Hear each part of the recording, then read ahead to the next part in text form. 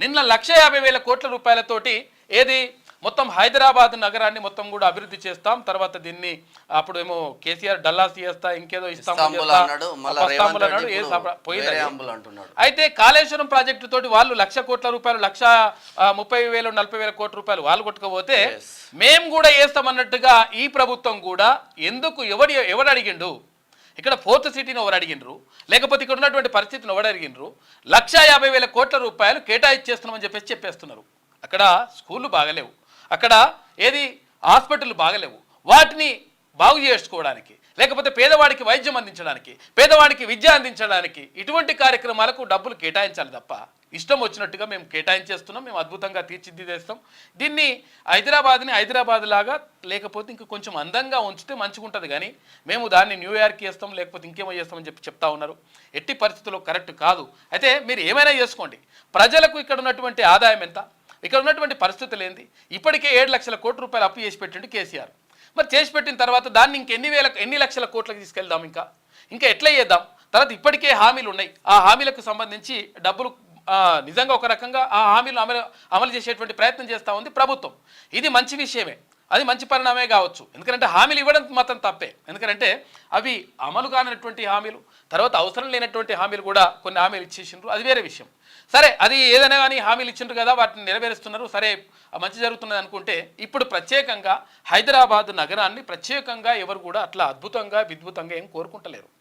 First ఏంటంటే మనుషుల యొక్క ఎక్కడ సమాజంలో ఉన్నటువంటి మానవుల యొక్క జీవన ప్రమాణాలు పెరగాలి, తర్వాత వాళ్ళకు ఉన్నటువంటి అవసరాలు ఏవైతే ఉంటాయో అది కనీస అవసరాలు ఏవైతే ఉంటాయో వాటన్నిటిని కూడా తీర్చగలగాలి. జబ్బు వస్తే చచ్చిపోతున్నారు పేద ప్రజలు, లక్షలు. రాత్రి ఒక కాల్ వచ్చిందన్న, వికారాబాద్ కి సంబంధించిన ఒక నిరుపేద క్యాన్సర్ వస్తే వాళ్ళ అమ్మను హాస్పిటల్లో ఒమేగా హాస్పిటల్ బంజారా హిల్స్ లో వేస్తే 10-12 రోజుల ట్రీట్మెంట్ తర్వాత 17 లక్షల రూపాయలు కట్టిన తర్వాత నిన్న రాత్రి చనిపోతే ఇంకా 4.5 లక్షలు కడితేనే బాడీ ఇస్తా అంటే నాకు ఫోన్ చేస్తే వానికి మేనేజర్ వానికి అని పొట్టు తిట్టిన రాత్రి.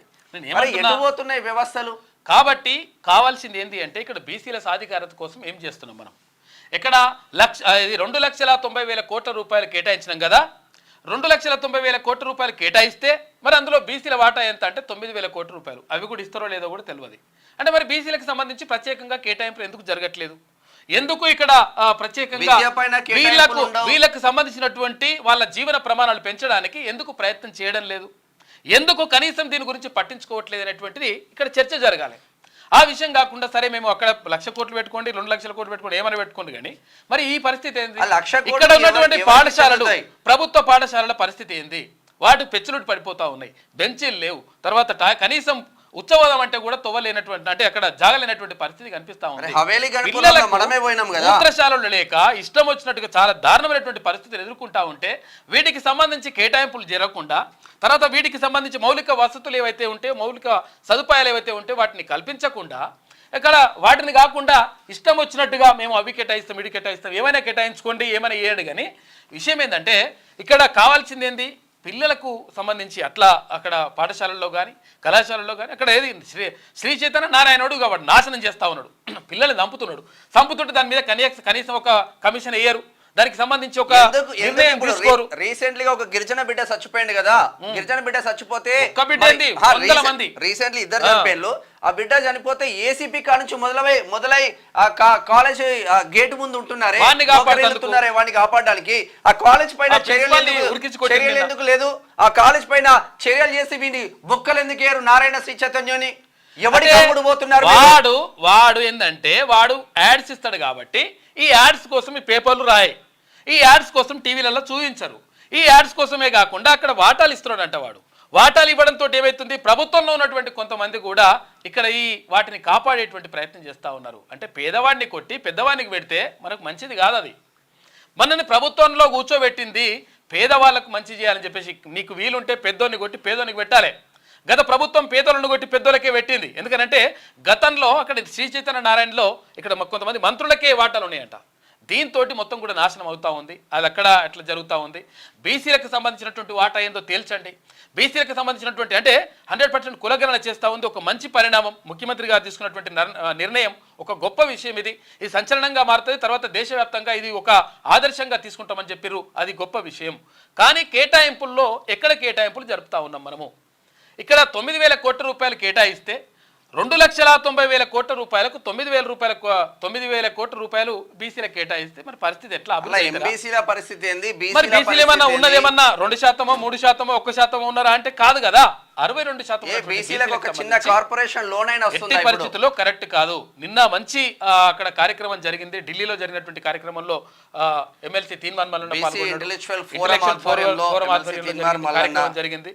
అక్కడ ఒట్టెజాని అన్న ఆయన కూడా పాల్గొన్నాడు. అక్కడ ఏది ప్రధానంగా ఇక్కడ ఏది తమిళనాడు రాష్ట్రం దీన్ని ఇనిషియేటివ్గా తీసుకుంటా ఉంది. బీసీలకు సంబంధించి ప్రత్యేకంగా కేటాయింపులు జరపాలని, తర్వాత 50% రిజర్వేషన్ ఇవ్వాలని చెప్పేసి క్లియర్గా వాళ్ళు నిర్ణయం తీసుకున్నారు. మరి తెలంగాణ రాష్ట్రంలో బీసీల ఓట్లు కావాలి కానీ మరి బీసీలకు సంబంధించి ఎటువంటి నిర్ణయాలు తీసుకుంటారు అనే విషయం పైన ఒక స్పష్టతను ఇవ్వాల్సినటువంటి అవసరం, బాధ్యత ప్రభుత్వం పైన ఉంటుంది. తర్వాత దీనిపైన వీళ్ళకి ఎంత కేటాయింపులు జరుపుతా ఉన్నాం. ఇప్పుడు ఎస్సీ ఎస్టీ కమిషన్ అంటే ప్రత్యేకంగా సబ్ ప్లాన్ ఉన్నాయి కదా, అట్లనే మరి బీసీ సబ్ ప్లాన్ కూడా ఎందుకు తీసుకురాకూడదు? ఎందుకంటే ఇక్కడ బాలసంతోలు ఉన్నారు, పాపము గంగిరెద్దులో ఉన్నారు, తర్వాత ఇక్కడ పిచ్చుకోకుంట్లో ఉన్నారు. అంటే ఇక్కడ చాలా రకరకాలుగా వంశరాజులు ఉన్నారు.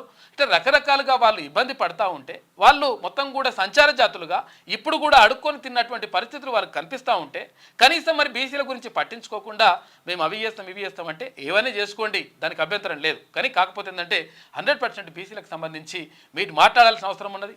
కేటాయింపులు జరపాల్సిన అవసరం ఉన్నది. తర్వాత ఇప్పుడు ఫ్యూచర్ సిటీ కడతారు సార్, ఓకే. జర్నలిస్టులకు ఇల్లు ఇవ్వమంటే జర్నలిస్టులకు ఇల్లు కాదు, వచ్చేసారి ఇస్తాం. వచ్చేసారి గవర్నమెంట్ వస్తుందా మరి పోతుందా? ఎందుకనంటే ఎట్టి పరిస్థితుల్లో కరెక్ట్ కాదు. మీరు గద్దెనెక్కడానికి ఉపయోగపడ్డారు జర్నలిస్టులు. పాపం వాళ్ళకు సంబంధించి మాట్లాడకుండా మేము వచ్చేసారి చూసుకుంటాం అంటే కూడా కరెక్ట్ కాదు. మీరు దయచేసి ఈ నిర్ణయాన్ని సానుకూలంగా ఆలోచించి దీనిపైన నిర్ణయం తీసుకోవాలి. జర్నలిస్టులకు ఇళ్ళకి సంబంధించి ఇల్లు ఇస్తారో ఇయ్యరో తర్వాత విషయం, కనీసం స్థలాన్ని ఇస్తే వాళ్ళు పాపం దాని ఒక భరోసాతో బతుకుతారు, జీవితాంతం గుర్తుపెట్టుకుంటారు. ఇదంతా ఉంటుంది. 100% బీసీలకు సంబంధించి కేటాయింపులు జరపాల్సిందే. నిన్న మాత్రం ఎమ్మెల్సీ తీన్మార్ మల్లన్న ఆధ్వర్యంలో ఇటు కేంద్ర మంత్రి బండి సంజయ్ని కలిసింది బీసీ ఇంటెలెక్చువల్ ఫోరం. అలాగే సోనియా గాంధీ దగ్గరికి కూడా వెళ్ళిండ్లు. చాలా పెద్ద ఎత్తున బీసీ ఉద్యమం అయితే రాబోతుంది. ఇక్కడ డిసెంబర్ 10న 11న జంతర్ మంతర్ లో బీసీల సత్తా ఏందో చూపించబోతా ఉన్నారు బీసీ నాయకులు అని చెప్పుకోవచ్చు. ఒక చర్చ మాత్రం తెలంగాణ రాష్ట్రం మొత్తం జరుగుతూ ఉంది. ఈ పార్టీ ఆ పార్టీ అన్న తేడా లేదు. టీఆర్ఎస్ కావచ్చు, కాంగ్రెస్ కావచ్చు, బీజేపీ కావచ్చు, ఇంకో పార్టీ కావచ్చు, ప్రతి లీడర్ కూడా అసలు ఏం జరుగుతుంది ఈడబ్ల్యూఎస్ కోటాతో, ఎందుకు బీసీ బిడ్డలకు అన్యాయం జరుగుతుందని తీన్మార్ మల్లన్న ప్రతిరోజు ఇదే వేదికగా మార్నింగ్ న్యూస్ వేదికగా ప్రతిరోజు మీకు వివరించే ప్రయత్నం చేస్తా ఉన్నారు.